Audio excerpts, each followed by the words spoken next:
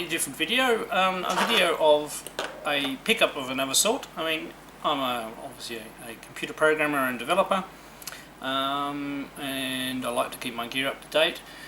I actually run a company, so I rent most of my gear. It works out very well, very tax effective way of doing your gear, and every 2 years you get to refresh your gear as well. So it's been 2 years. I didn't realise the date was coming up, so I've it's basically for my laptop that I don't use all of the time. This is really the device that I carry around with me when I want to do a bit of programming where I am rather than at a desk. So I got a replacement, and I thought this is quite a unique machine. I quite liked it and everything like that. I shopped around and looked at reviews and things like that, and I thought you guys might be interested in having a look. So I'd do an unboxing of it. So it is actually a Lenovo Yoga, which is, and it's a Yoga 900 131SK is the SKU code on the side, and it's quite a nicely spec'd machine. So it has an Intel i7 6500U running at 2.5 gigahertz, and this is not an Intel M processor. This is one of the latest generation i7s as well. It has 16 gigs of RAM, and it has a 512 gig SSD, so twice as big as most of the other SSD ones, which was particularly attractive, because once I put all my development tools on a machine, it really does eat up a lot of space. It's a 13.3 inch display. As I said, this is not designed to be a machine that I work from every day. This is something so I can do a bit of work when I'm sitting on the couch in the lounge room, or if I need to go somewhere and do some work. It's got quite a nice nice feeling keyboard, which you'll see. 4-cell battery, and it has Windows 10 Home, which doesn't matter. It's not going to be hooked up to a domain or anything like that, or do anything too fancy. Now, it doesn't have like an Nvidia or a Radeon graphics chipset, because playing games on it is not my priority. This is a development machine, and if I want to play games, I'll use a desktop computer. So we'll change the angle of the camera and we'll open it together. Okay, so I'm just getting my angle right. So here's the unit here. So first thing, I've even got it in the shrink wrap here as well. So first thing we'll do is we'll take that off using a scalpel. Haven't got the pocket knife out this particular time.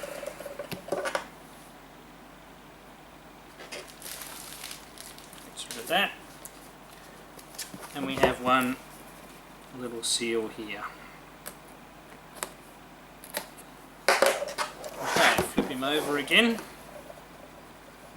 So I might as well give you the glory shot of being the right way out for you. Oh, we've just got a bit of wrap over the corner here that I missed. Right, so we open it up, and it's like a bit of a present.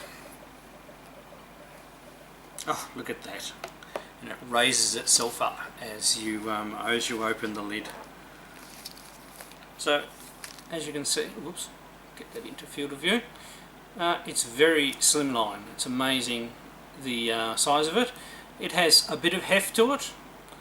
I believe, it's supposed to be about 1.5 kilos.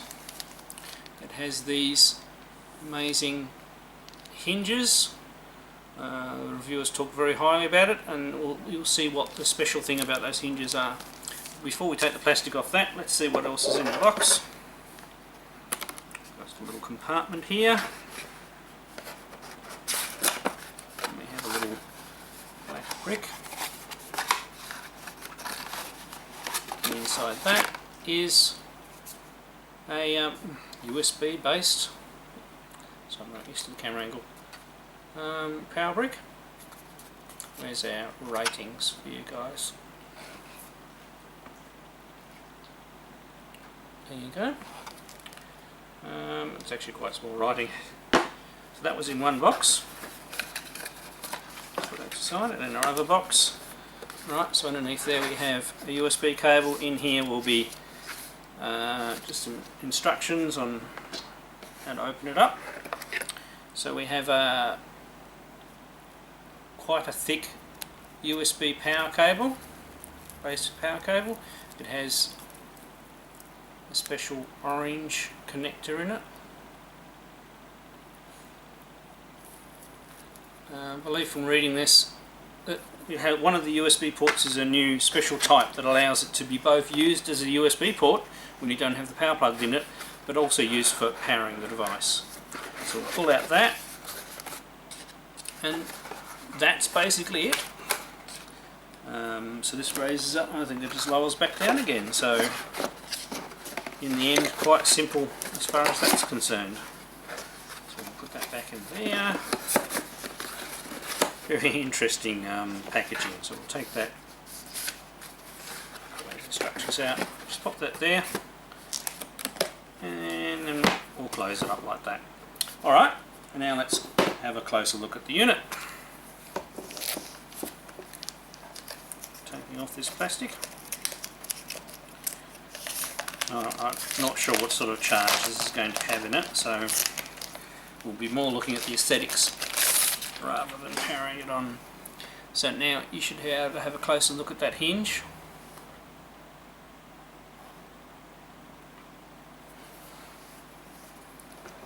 Okay, put it down there and open it up.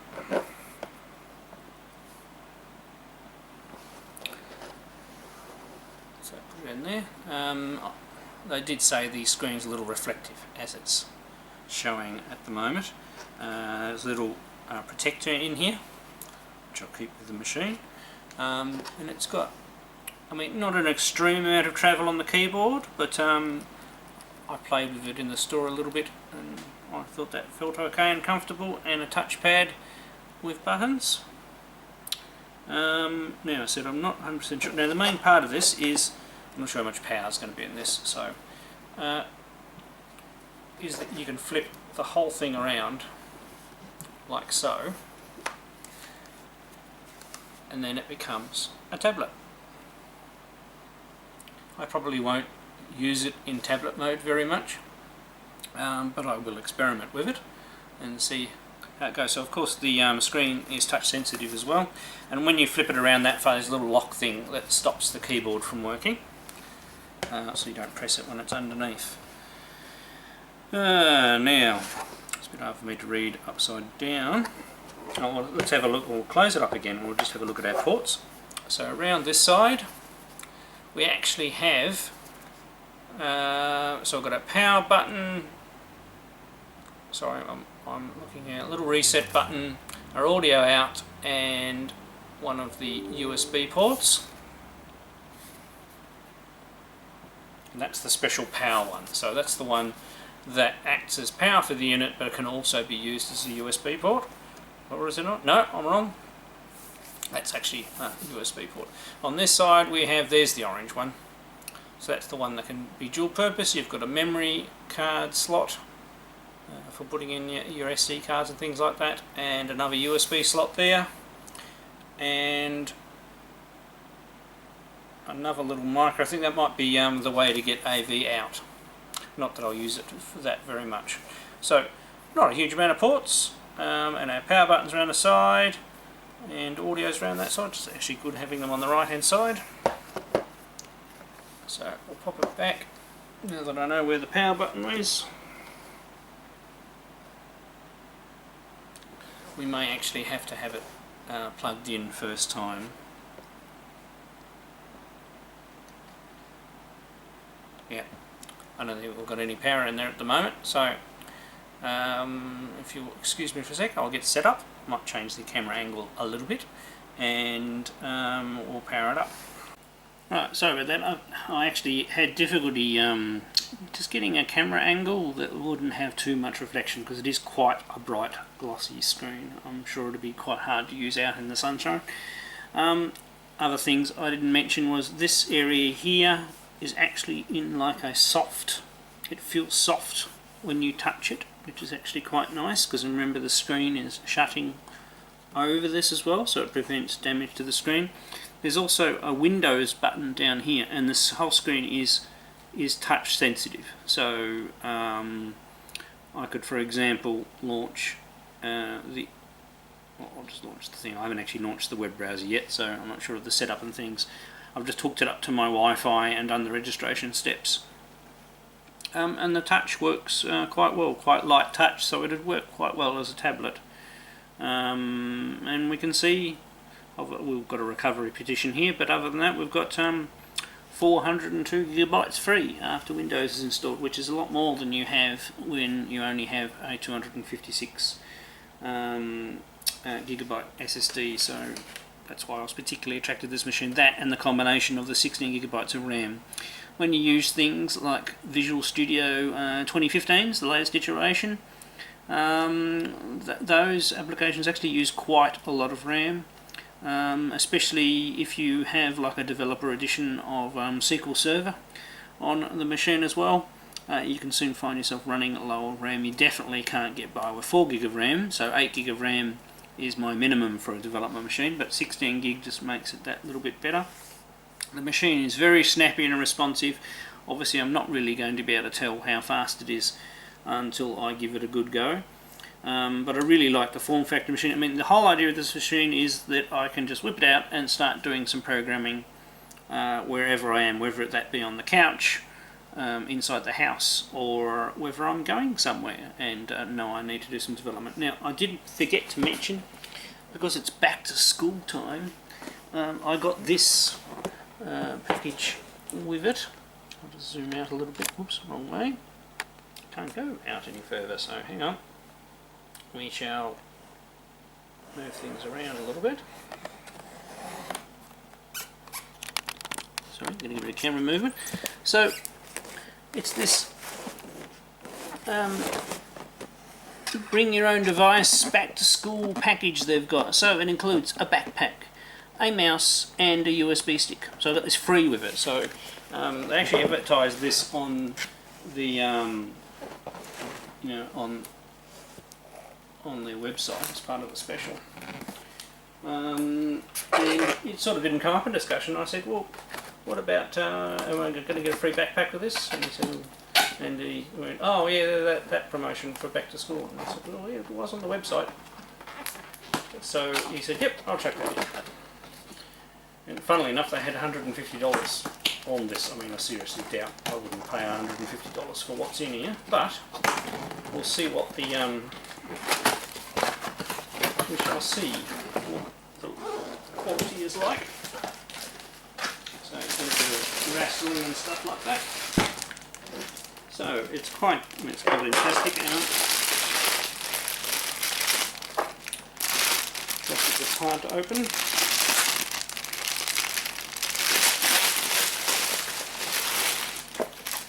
Right, so we have not a bad little knapsack. It's got external pocket there, a little zip pocket there as well, and obviously two pockets on top here.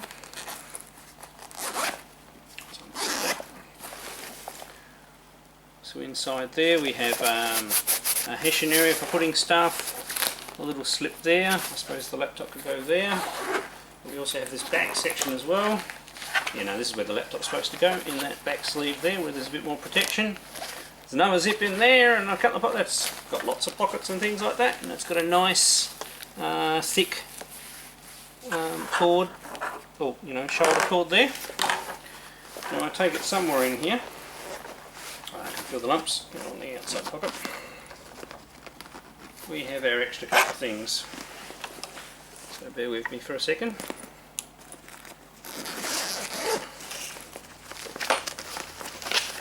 Right, so in here we have a pretty generic, but it's a 32 gig flash drive.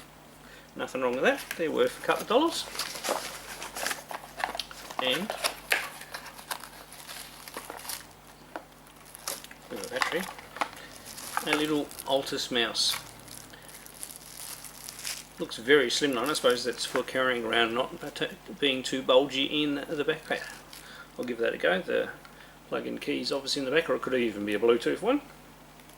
nothing wrong with that. So as a freebie that came with it, pretty impressed with that.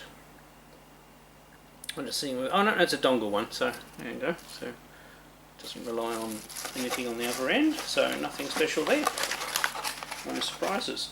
So, you know, that's quite a good backpack. I probably will use that. It's much better carrying things on your back, and you can carry other things in there. I'll be able to put some tools and things like that, and a few books and things, and it won't weigh me down. Not that this is very heavy, and it'll keep it nice.